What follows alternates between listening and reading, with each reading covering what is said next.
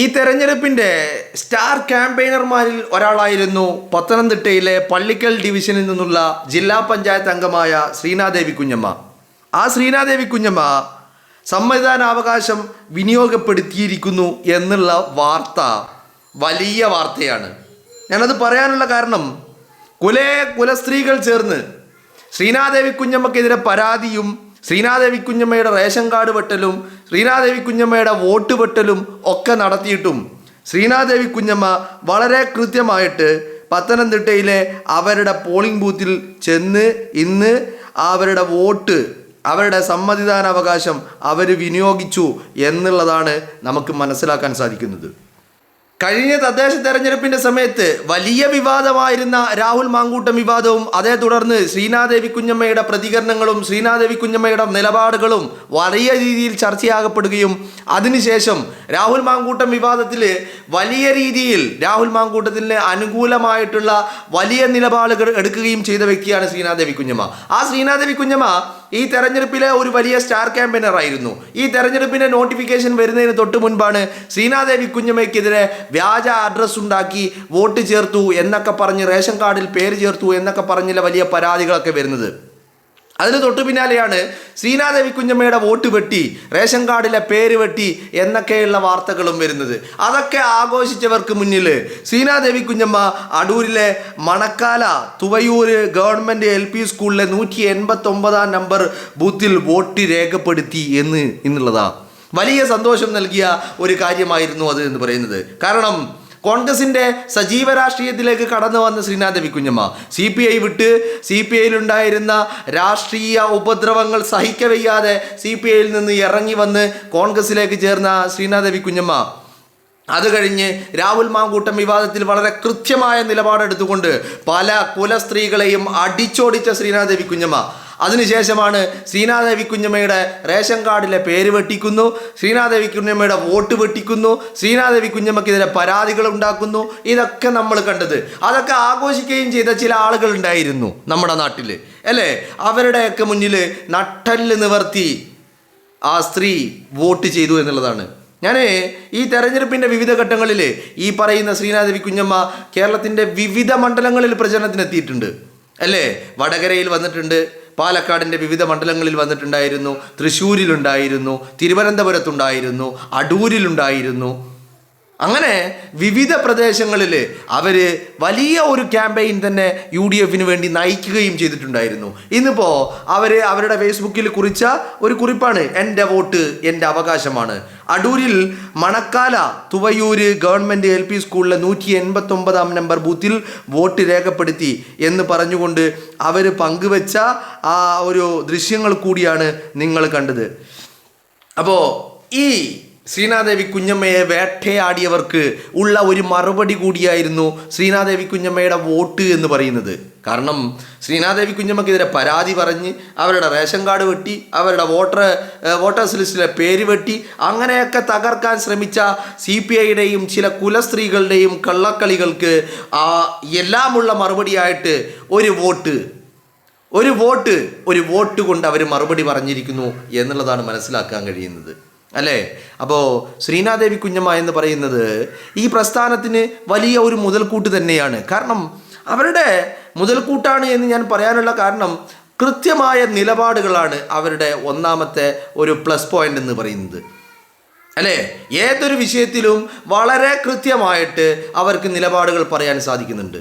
സ്ത്രീപക്ഷത്ത് നിന്നുകൊണ്ട് തന്നെ അതോടൊപ്പം ഈ വ്യാജ പരാതികളെയും വ്യാജ ആരോപണങ്ങളെയും ഒക്കെ പൊളിച്ചെടുക്കുവാനും അവർക്ക് സാധിക്കുന്നുണ്ട് എന്നുള്ളതാണ്. അത് തന്നെയാണ് അവരുടെ നിലപാടിൻ്റെ കാർക്കശ്യം എന്ന് പറയുന്നത്.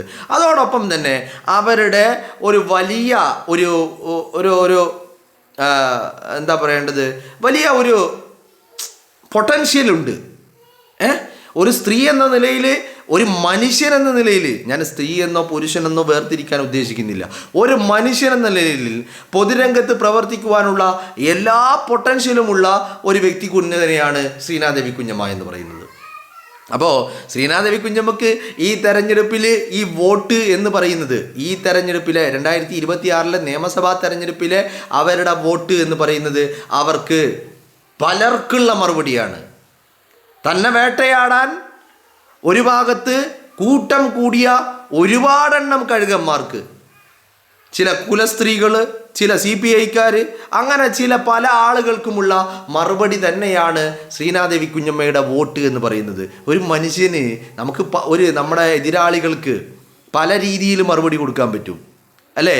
പക്ഷെ ശ്രീനാദേവി കുഞ്ഞമ്മ മറുപടി കൊടുത്തത് അവരൊരു വോട്ടിലൂടെയാണ് അല്ലേ? ശ്രീനാദേവി കുഞ്ഞമ്മയെ വീഴ്ത്താൻ വേണ്ടിയിട്ട് ഇവർ കണ്ട ആയുധം എന്ന് പറയുന്നത് ആദ്യം റേഷൻ കാർഡിൽ അവർ വ്യാജരേഖ ഉണ്ടാക്കിയിട്ട് റേഷൻ കാർഡിൽ പേര് ചേർത്തു എന്നാണ് പറഞ്ഞത്.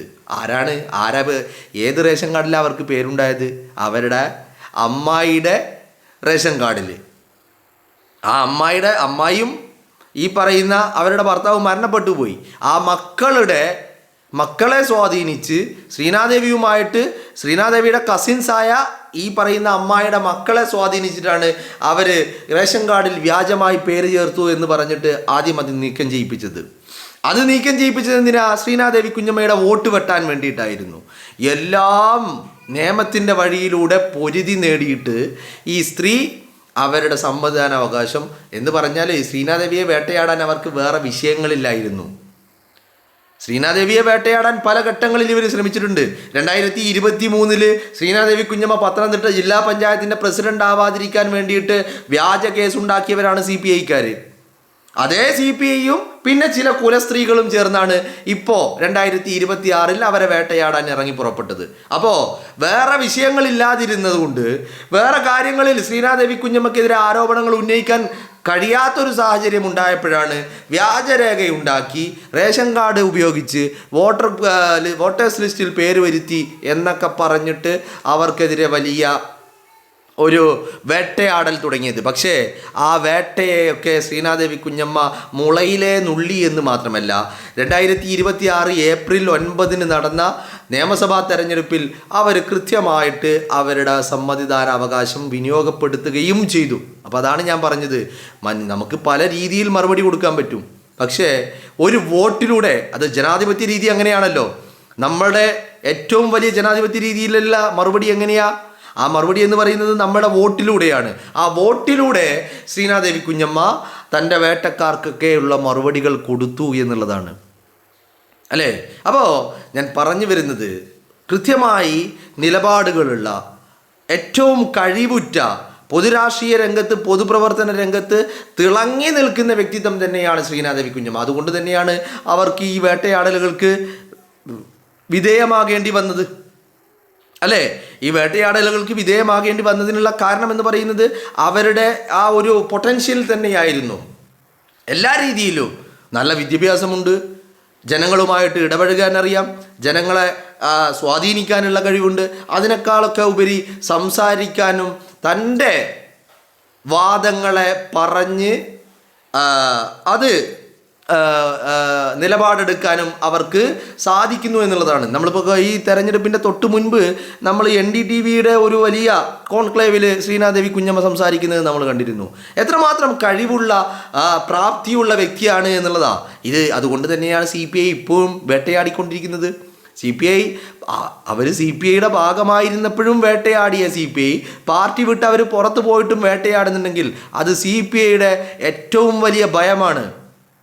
ആ സ്ത്രീ അവരുടെ എല്ലാ വാദങ്ങളെയും പൊളിക്കാൻ പോകുന്ന ഒരു സ്ത്രീയാണ് എന്നുള്ള അവരുടെ ഭയം തന്നെയാണ് ഈ പറയുന്ന ശ്രീനാദേവി കുഞ്ഞമ്മയെ അവർ വേട്ടയാടാനുള്ള കാരണമെന്ന് പറയുന്നത്. അപ്പം ഞാൻ പറഞ്ഞു വരുന്നത്, എല്ലാത്തിനുമുള്ള മറുപടി കയ്യിൽ മഷി പുരട്ടി അവർ ഒരു വോട്ടിലൂടെ, അവരുടെ സമ്മതിദാനാവകാശത്തിലൂടെ എല്ലാവർക്കുമുള്ള മറുപടി കൊടുത്തു എന്നാ. അപ്പം ഞാനിത് പറയുമ്പോൾ എൻ്റെ മനസ്സിൽ പല ആളുകളുടെയും പേരുകളൊക്കെ വരുന്നുണ്ട്. ഞാൻ പിന്നെ അത് മനഃപൂർവ്വം അങ്ങോട്ട് ഒഴിവാക്കുന്നതാ.